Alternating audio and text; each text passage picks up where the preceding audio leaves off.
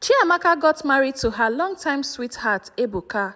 They had both waited for this day for a long time, met in the university, dated for years, and kept things clean until marriage.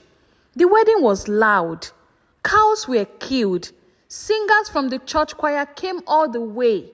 Plenty people brought gifts, boxes, bags, kitchen tools, clothes, and envelopes.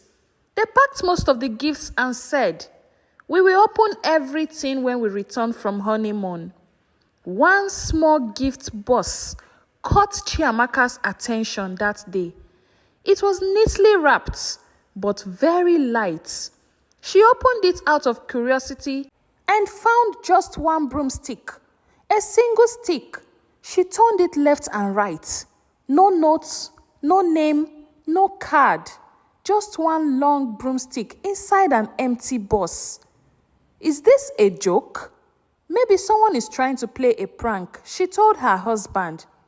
Ebuka laughed and said, "Maybe they are just saying you will sweep your husband's heart clean." They both joked about it and moved on. But Chiamaka said something that would later return to her. "This is not funny. Something about it feels off." She kept the box in her storeroom. She couldn't throw it away, but she didn't know why. After 1 year of marriage, no sign of pregnancy. People were patient. It's normal now. First year of marriage is for enjoyment. Even her mother-in-law didn't bother her. By the second year, pressure started. They did tests. Chiamaka was fine. Ebuka was fine. Doctors said there's nothing wrong with both of you. Just keep trying. But try, they did. They changed doctors. They did herbal cleansing. They sowed seeds in church. They attended programs. Nothing happened. By the third year, the atmosphere changed. Her once sweet mother-in-law began to throw shade. "Are you feeding my son well? Are you sure there's no abortion in your past? Women from your hometown has womb issues, oh. I told my son Ebuka when he brought you for marriage, but he wouldn't listen." Chiamaka cried silently every night. She started taking fertility teas from every vendor in the market. She spent money she didn't have to on IVF consultations. As if that wasn't enough, her close friend Ngozi gave birth to her second child and called Chiamaka on video call. Not to say hi, but to show off her baby. "Hey, yeah, God will do it for you too," she said with a fake smile. That night, Chiamaka broke down in tears. She cried so much until her pillow was wet. She told her husband, "I don't know who I have offended. Everybody is moving forward except me." One day, Ebuka and Chiamaka went to his family house for a family meeting.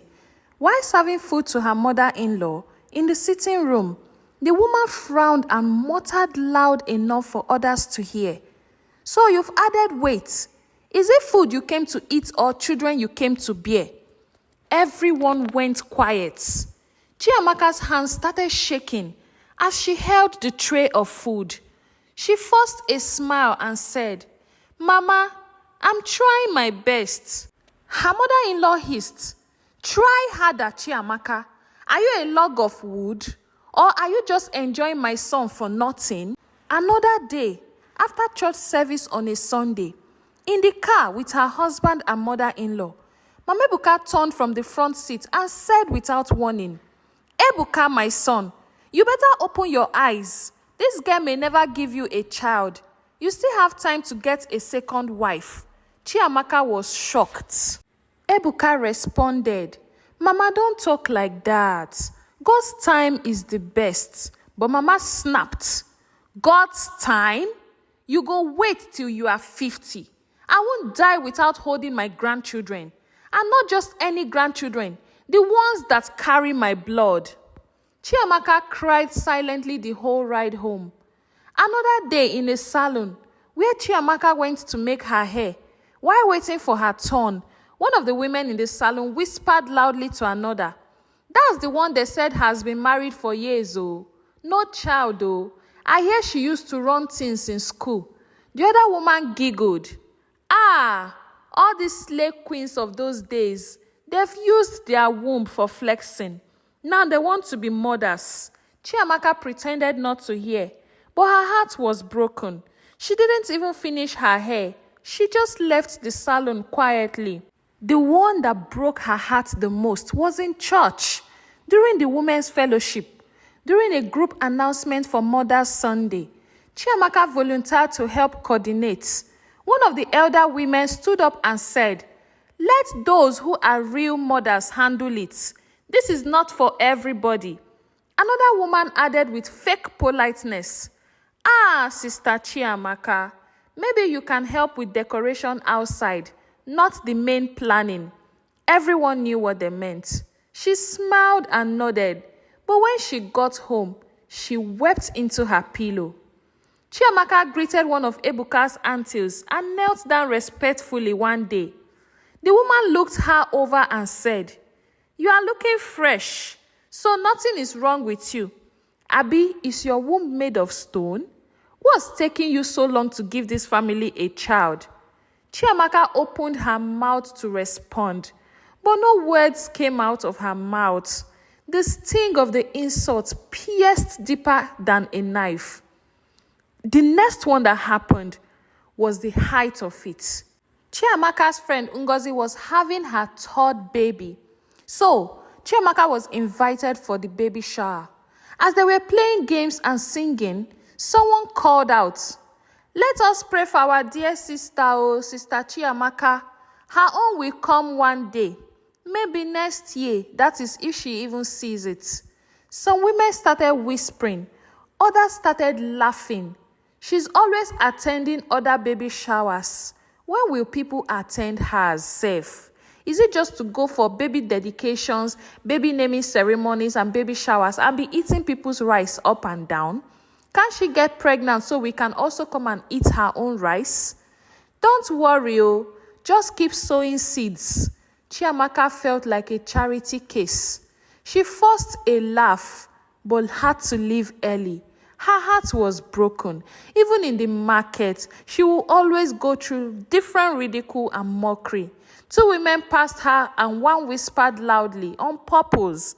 They said she had miscarried 3 times, so her womb is weak, All this slave queen life doesn't end well. It wasn't even true, but the rumor had spread. Chiamaka couldn't correct everybody.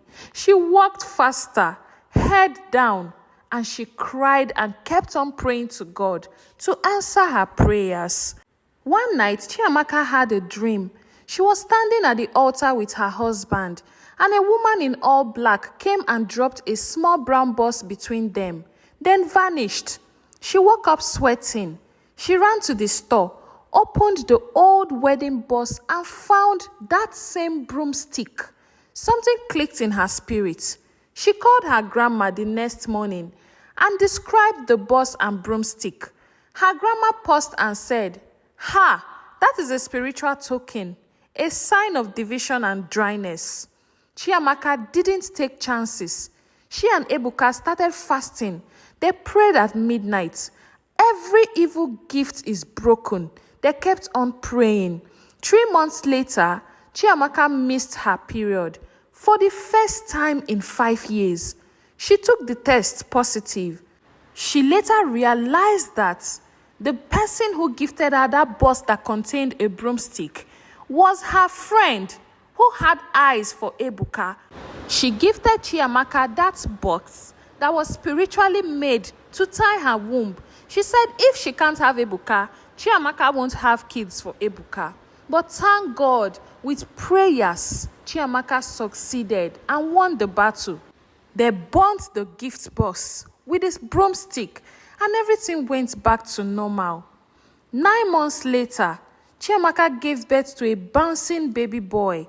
The church rejoiced, and her enemies were put to shame. Her mother-in-law came rejoicing. "Finally, my daughter-in-law has given me a child." And Chiamaka and Ebuka lived happily ever after. The moral of this story is this: not every gift is ordinary. Always pray over what people give you, especially during weddings and celebrations. Spiritual attacks can come in small hidden ways. Be very sensitive and prayerful. Don't trust every smiling friend. Envy is real, especially when you are happy. Delay is not denial. With prayer and persistence, closed doors will open. Marriage without spiritual covering can be exposed to battles. Cover your home in prayers. Thank you so much for listening to my story.